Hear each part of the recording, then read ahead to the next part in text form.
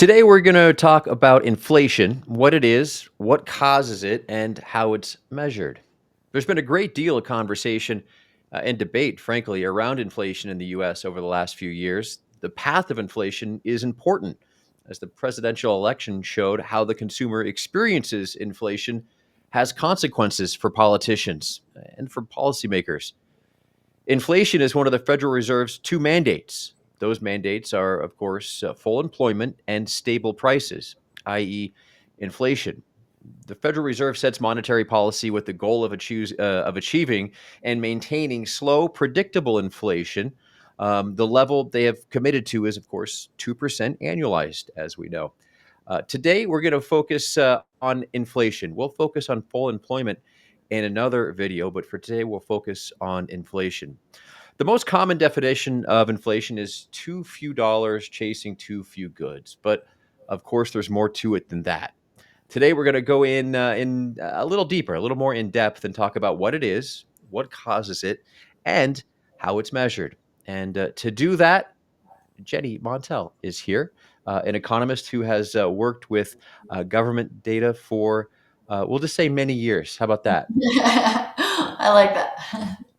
And so you're going to tell us a little bit about inflation, and really we're going to dive into how it's measured because that kind of sets expectations, which, as we'll learn, is kind of everything when it comes to inflation. That's right. Thanks, Aaron. And hello, everyone. So, yeah, let's get right into it. All So, right. why do prices change? And Aaron, you summed it up nicely in your introduction. You know, too few dollars chasing, or too many dollars chasing too few of an item. But that's basically it. It has to do with supply and demand. It's kind of economics 101. So we'll talk about it a little bit here and then show it in two charts.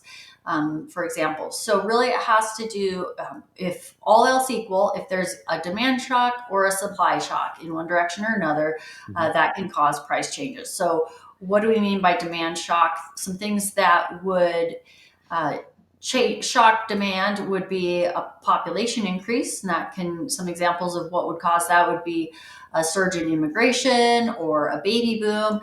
Basically, there are your increase in demand, because there's more people, there's going to be more demand. Sure. Increasing incomes for most goods, if you increase the income, there will be more demand for that good. Now, there's certain goods that actually demand falls when incomes increase, but more often than not, for most goods, increasing income will increase demand. Changing tastes and needs. A good recent example of this is the surge in demand for face masks during the pandemic. That was a demand shock for that item.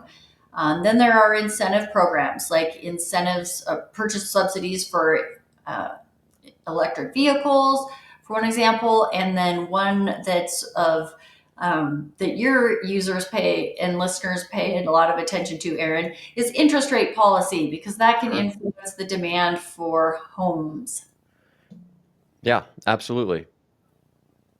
Okay, and then on the other side, even if demand stays steady, supply shocks can happen that influence prices. So for agricultural commodities, things like weather and pests will influence supply. There's supply chain disruptions like we observed during the pandemic or during when there are attacks on shipping vessels or geopolitical conflict that influences things like the supply of natural gas, for one example. And then there are government regulations that could limit the amount of production of something. For an example, would be a fishing quota. Hmm. And so, again, this if supply is limited but demand stays the same, that's going to cause an increase in price, all else equal. So we'll Okay. now show this in a couple charts or graphs, if you will. So here we have, for those of you who've taken Economics 101, you're going to recognize these. We've got a supply curve and a demand curve. And let's just focus first on the ones in black. And let's suppose that that is the current equilibrium. And under that equilibrium, then we can look over on our vertical axis there and see our equilibrium price, our price P1. Okay, now if all else stays the same in the economy. If there is a demand shock that pushes demand out, so we can use as our example population increase, and that pushes demand out, all else equal, that results in a new equilibrium price that is higher because again, there's um, more dollars chasing the same amount of goods. So if Right. supply doesn't increase, and eventually supply may be able to increase, but in the short term, supply is the same, demand has increased, we've got increased prices. Makes sense. Very similarly, a supply shock. So here again, we've got our initial equilibrium in black, shown in black, but then we've got some sort of something that's restricting or reducing supply, whether it's weather, pandemic, something has shifted the supply curve back. If nothing else changes right off the bat, then we've got a price increase. So just showing it how our Econ 101 really does apply here. Good. It's a good refresher. So this might lead to a natural question, do prices always rise? And for most commodities, yes, they do tend to rise over time. It's kind of a built-in inflation where as the prices of goods and services rise, people may come to expect similar price rises in the future. We've come to learn that expectations really play a big role in inflation. When we expect higher prices, we then tend to demand higher wages in anticipation of those rising prices to maintain our current standard of living. And these increased wages result in higher operating costs for businesses, which then may try to pass those higher costs on to consumers in the form of higher prices for their products. So there, it kind of turns into a little bit of a spiral, as long as it doesn't spiral out of control, and it's kind of the a little bit of a back and forth, gradual over time. It's kind of expected and is okay, as we'll talk about later. But Yeah. then, So oh, go I'll ahead, just please. jump in. You said the word expectation, and it's kind of expectations are everything because expectations will influence behavior, right? So, and that's probably why the Yes, Fed, not probably, but that is why the Fed targets 2% annualized inflation because it's moderate and more than that, it's expected, right? So, if you know what to expect, you'll behave accordingly. And so, if you have a 2% target of inflation, people will know what to expect from year to year and will behave accordingly. And also, it's probably, I mean, if you take 2% inflation, right, and if you add an assumption of 1% increase in productivity, which I think you tell me, but I think that's pretty reasonable, then that's how we arrive at the standard quote unquote pay raise for for an employee is 3% a year. It's not really by accident. that's exactly right, and that's in that scenario of assuming 2% inflation and assuming 1% productivity growth. That is a wage rate increase that will not spur that price wage increase spiral out of control. So that's exactly right. And we've actually But seen there's some measures of U.S. productivity showing that U.S. productivity has actually been higher than 1% recently and higher than a lot of countries, which is kind of one of the big explanations of why U.S. GDP growth has remained so high recently. Is a lot of it's come down to productivity.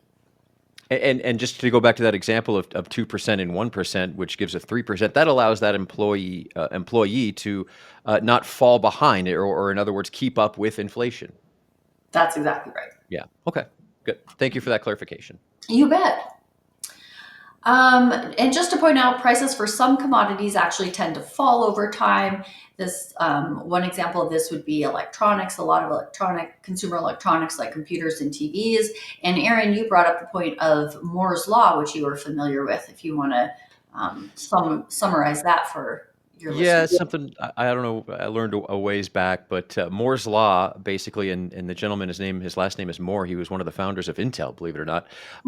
It's basically an empirical observation that the number of transistors on a circuit doubles roughly every 2 years, which the takeaway is that it creates more efficiency, allows for smaller components, so you can put more processing power inside smaller components, and I think most importantly, it creates economies of scale.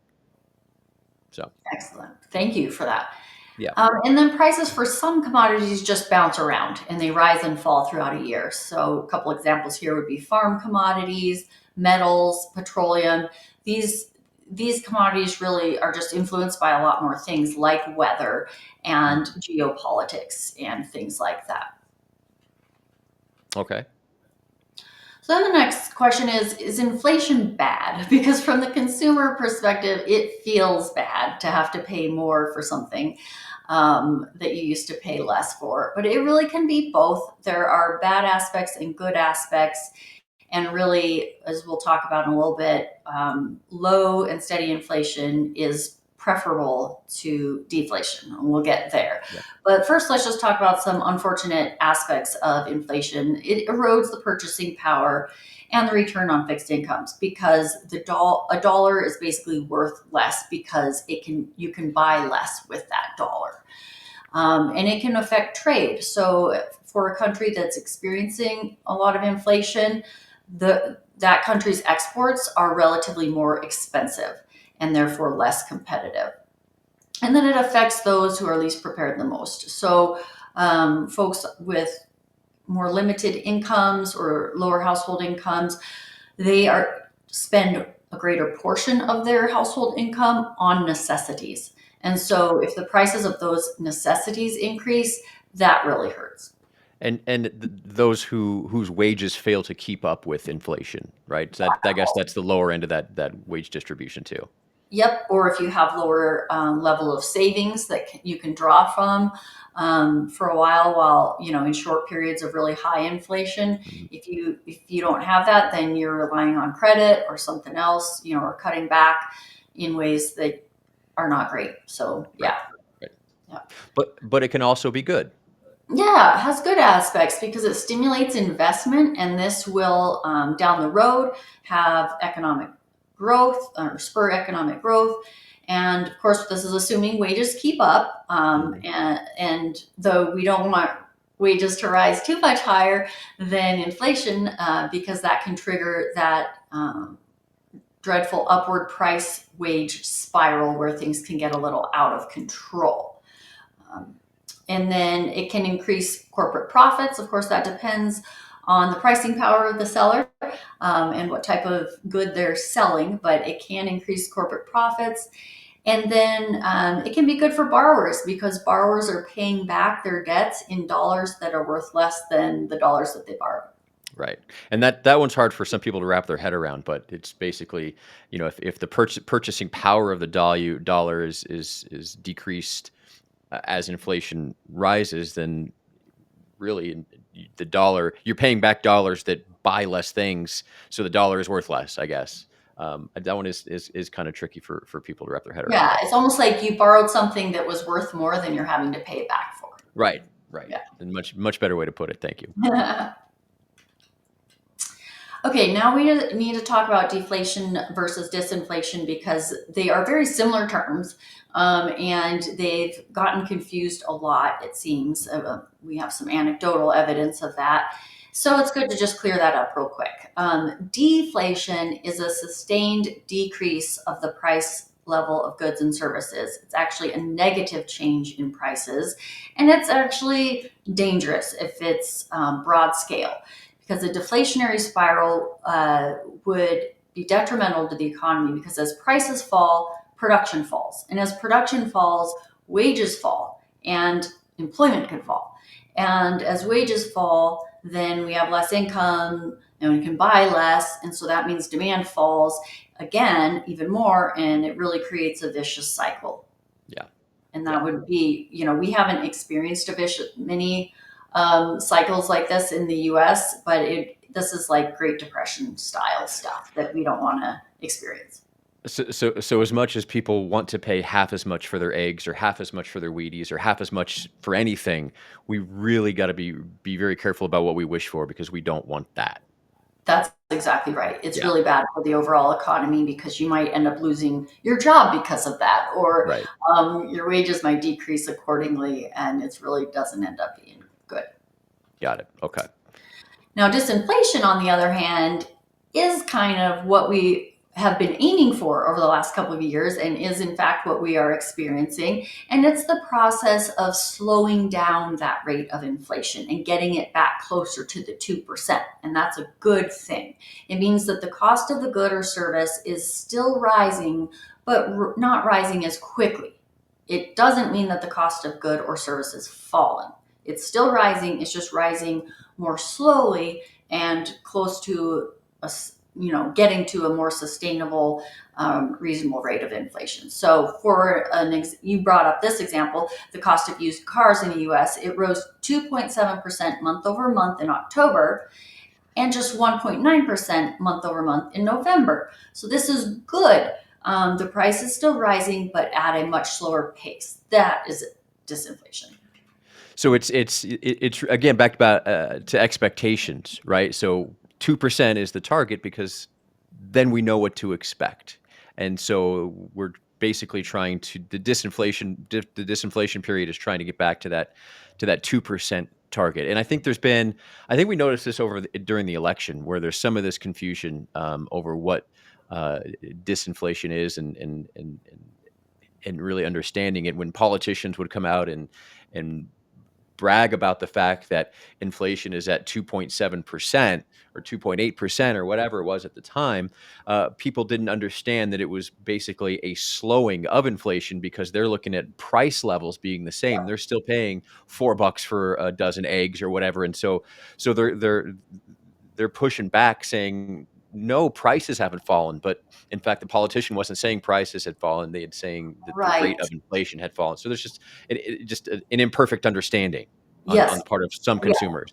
I think you bring up a really good point, and I think there's two main things. Is one, yes, some misunderstanding that disinflation is not prices going down, and so we shouldn't be expecting prices to fall, which actually would be bad if that was across the board. Yeah. And then also, a lot of us learned, researchers and economists and politicians learned that price levels really do matter for people, just as you pointed out. Even if we got the inflation down to the target of 2%, or we were close to that, that didn't still feel satisfying to folks because they're still thinking about what they're paying now relative to what they were paying in 2019, and still quite unhappy about that. And so price levels really do stick in our brains and influence our decision making and our level of satisfaction with the economy. But also what you said, just to add on one piece to that, maybe expectations, not maybe, expectations do need to be adjusted a little bit. People should probably understand that we're not going back, for the most part, most things are not going back to 2019 prices and need to set expectations accordingly. Yes, agreed with that. There is some education that probably needs to happen there. Yeah. And one final just aspect on that too, of just psychology of prices and things, is that there's also a lag, as to when prices really surged and when wages started going up. There was a lag in Yeah. that time, and so net wages really were lower there for a little while. They are catching up for That's most a really folks, good point. but there's a lag there, and that Yeah. that can hurt during that lag. Absolutely. No, that's a great point. That's a great point. All right, well, let's now move on to measuring consumer prices. Now, there are all kinds of prices and ways to measure inflation, including producer prices. There's something called the Producer Price Index, and then there's also an inflation measure of GDP that the Bureau of Economic Analysis puts out, so GDP inflators. And there are surely more measures of prices, but we're going to focus today on consumer prices in particular, and the two most important measures or indexes of consumer prices. So, just generally speaking, first, indexes of consumer prices measure the changes in prices of a representative basket of goods and services, so things that households buy, with the prices of some of those goods and services having more influence. And it's those that make up a larger share of the total household budget. They're more important in the budget, and so they are given more weight into the overall index. So let's take an example. Let's say there's a humongous jump in the price of chewing gum. It triples in price. That's going to have a negligible impact on the overall price index because chewing gum makes up a negligible share of household spending. So weighting matters. And this weighting differs between the two main consumer price indexes that we're going to discuss, and we'll discuss that difference in weighting here in our coming slides. So basically, what you're saying is if chewing gum went from $2 a pack to $9 a pack, that's unfortunate, but it's not going to have an outsized impact or a big impact on a household's budget. Exactly. And so the price index is barely going to, the overall Yeah, consumer price index is hardly going to budge because got it. of that. Okay. That's exactly right. So the two main measures we're going to get into, I'm sure you all have heard of them, the CPI and PCE. CPI meaning Consumer Price Index, and PCE price index referring to the Personal Consumption Expenditures Price Index. They are released about 2 weeks apart. They're both released monthly, but by different agencies. And so it can kind of get a little confusing why we have all these inflation data that come out every few weeks. And so we just really want to help clarify what they're measuring, how they measure them, what are the strengths and weaknesses of each of those. So we're going to get into those next. So just because both of these things that we're going to talk about measure inflation, and they do it in different ways. And Mhm. so to compare them to one another is not exactly a fair comparison. Would that be accurate? Yeah, I mean, they could be compared, but you need to know the differences between the two Okay. and Yeah. why one tends to be higher than the other. We're going to talk about that, and why one can come out a little earlier and why the Fed prefers one over the other. So, yeah, it's important to talk about all those things. Great. But they both have some uses and strengths and weaknesses. So let's start with the CPI. It's published monthly by the Bureau of Labor Statistics, but it's actually conducted by the Census Bureau on behalf of the BLS. And this, some of the uses of CPI is that it serves as the reference rate for some financial contracts, including inflation-protected treasuries and inflation swaps. And it's also, importantly, used to adjust Social Security payments each year so that those payments can keep up with inflation. Now, this is Interesting. based. Oh, go ahead, Aaron. I say that's interesting. I'm not sure I knew that fact about Social Security, so that's great. Cool. It's based on a survey of households in 75 urban areas across the country. So that's an important note. So this really reflects the spending patterns for urban consumers only, which do make up about 90% of the U.S. population, but it does exclude those, rural residents of the U.S., as well as people in the armed forces and those in institutions like prisons and whatnot. Okay. It covers about 6,000 housing units and about 22,000 retail establishments. That's from where we gather the prices. And it's obtained by personal visit, telephone call, websites, or a phone app. Okay. Now, the PCE price index is also published monthly, usually comes out a couple weeks later than CPI, and it's published by the Bureau of Economic Analysis. This one is a pretty complicated price index that uses a lot of data sources, including some from the Bureau of Labor Statistics, their Consumer Expenditure Survey, that same CPI, and the PPI I mentioned earlier, Producer Price Index, as well as various business surveys, including a couple from the Census Bureau, like the monthly retail trade surveys and their quarterly services survey. So there's a lot that goes into it. And go ahead, Aaron. I was just gonna. There's a lot of parts in the PCE sausage, price index sausage. That's right. Yeah. Um, and we'll look at the key differences and why. But one of them, and the federal, one important thing for you and your listeners and viewers is that the Federal Reserve states its inflation goal in terms of the PCE price Right. index. Yeah. It's preferred measure, as they say. Yes. Okay, so there's four main differences. We're just going to list them here and then talk about each of them in a little bit more detail in the following slides. So we've got a Okay. formula effect, just how they're calculated, a weighting effect. We talked about the weights that different goods get. They are weighted a little bit different between the two. A scope effect, just basically which commodities are included in each of the measures, and then a seasonal adjustment effect. We've talked about seasonal adjustment in our last video about employment. There's so many things that need to be seasonally adjusted. Prices are one of them, and they do those slightly differently. So we'll talk about each of those next. So the formula effect, if we just want to really get down to what that really means and summarize it, it's that they each of these measures, it really has to do with how well they reflect the substitution effect. And what do I mean by substitution effect? Is if the price of beef goes up, I might not just pay that and spend more money on beef. I may instead substitute and buy less beef and buy more chicken, which is cheaper. And so, really, I am not spending that much more on my overall household spending on groceries because I have substituted for something that's a little bit Mm, relatively cheaper now. And so you want to, as much as you can, incorporate those substitution effects that we as consumers do. And so, in theory, the formula used by the PCE is preferred because it better reflects those substitutions.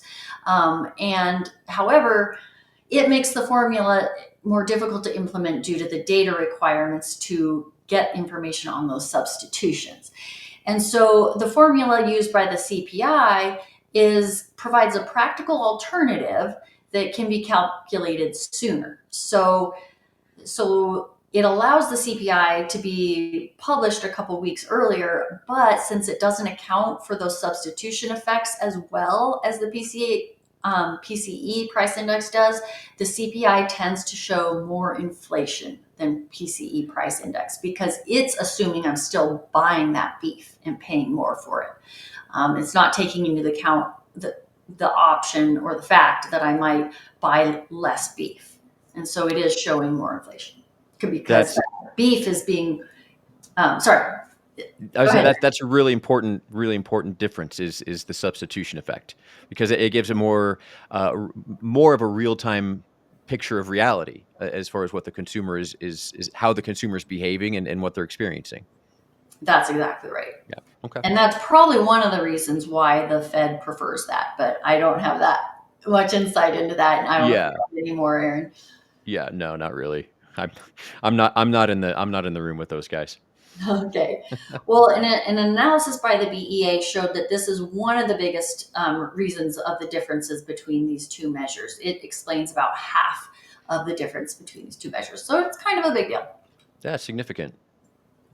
And then the next most significant difference is this weighting effect. The weights used, so remember the emphasis, the weight that each good or service in the basket of goods, the weight that they carry, are based on different data sources. So the weights used in the CPI are based on a household survey, the Consumer Expenditure Survey, whereas the weights used in the PCE price index are based on business surveys. And the differences in response rates and response quality between these two surveys or types of surveys may play a key role in explaining the differences in the resulting weights that come out.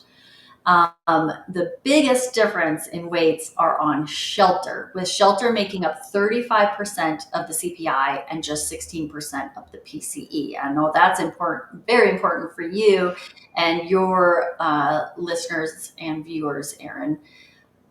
Yeah, there's been such an ongoing discussion in the industry about shelter inflation and the lag effects and how the data may be a lagging and the reliability of the data and something called Mhm. OER or owner's equivalent rent and whether it's the best way to track shelter inflation or not. I mean, you and I have listened to many other economists talk about OER. There's this fellow over at Moody's. His name is Mark Zandi. He talks about OER all the time, and he despises Mhm. it. And Yeah. it's not perfect, but because of that, because there's so much discussion around it, and it is, frankly, it's unclear to a lot of people how exactly it works.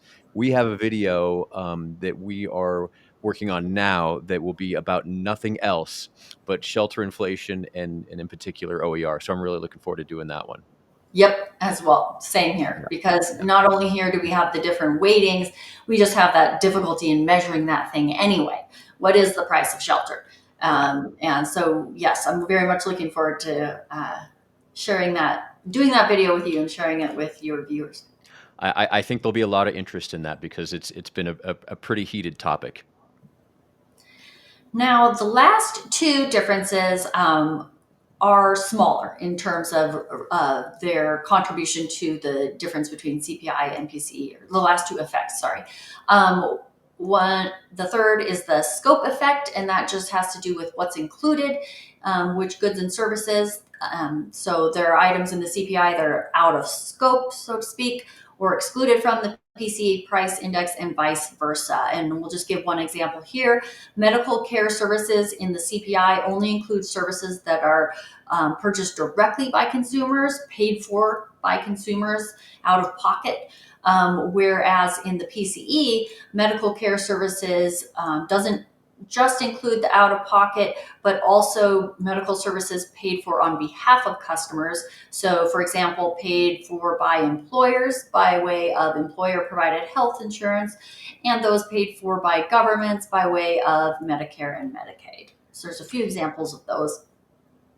And also, I believe PCE, to that point, those that are receiving rental assistance, PCE would pick that up where CPI would not. Yeah. Yep. Got it. Okay. And then finally, we have seasonal adjustment effects.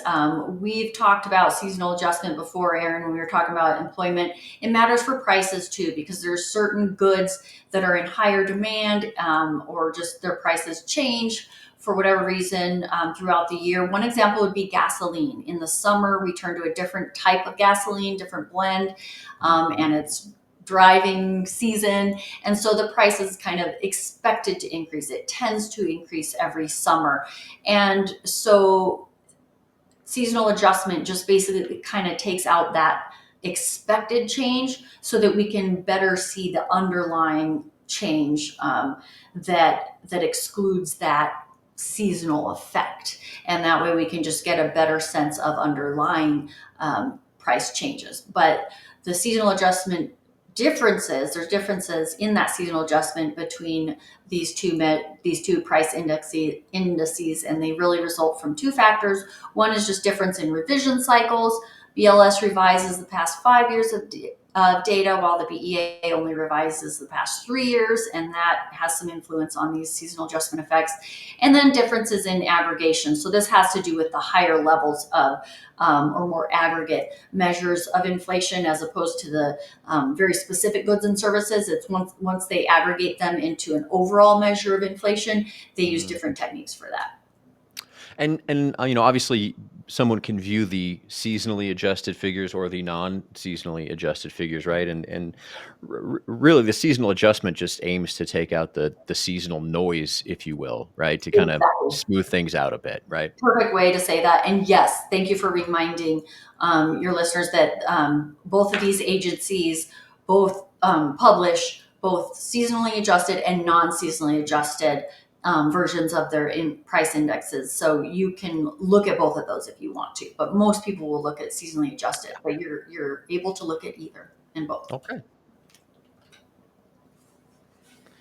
So we've talked a lot about how the agencies measure inflation, and we receive these reports, as you said, every month. But we often hear about two different figures. We hear about headline inflation, which includes all categories, all goods and services, and then we hear about something called core inflation, which excludes prices of food and energy, and doesn't exclude them because they're not important for the consumer or to the household. It excludes them because they're quite volatile, right? Like as you mentioned before, geopolitics, and weather can affect these things, these food and energy, and not only affect them, but affect them really quickly. And then those effects can also fade really Mhm. quickly.